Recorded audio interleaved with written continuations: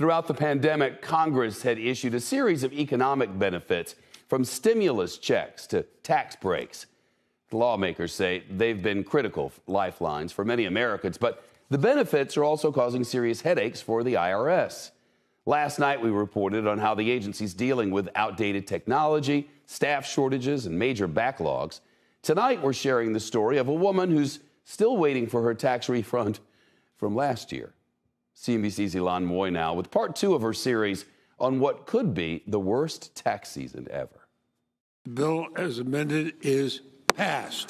It was supposed to be good news, a new tax break passed by Congress last spring that made thousands of dollars in unemployment benefits tax-free.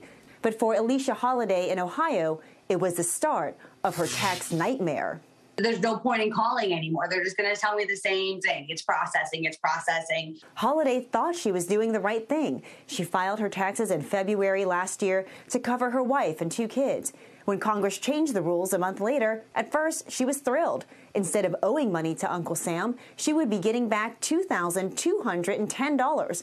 So Holiday filed an amended return and waited, and waited, and waited. 9 months later, still no cash. They all told me that nothing's wrong with my return. It's still processing. It's holding up all of the money that, my wife and I are, need to get, second vehicle, things that we need for the home. Typically, the IRS receives 35 million calls during the tax season. Last year, it got 119 million. Experts say the system is simply overwhelmed. Once you're in this sort of, let's call it, endless loop of communications, et cetera, it's very difficult to call and get resolution in that process. And you're gonna just need to have extraordinary patience. But Holiday feels hers has just about run out.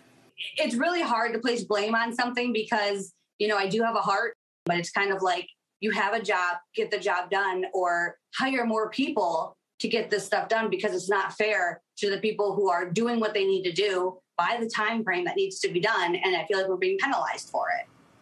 Now, generally, you don't have to wait for last season's tax return to get resolved before you file this season. But, Shep, there are exceptions, and there is a risk you could get buried in the backlog again. Elan Moy, thank you.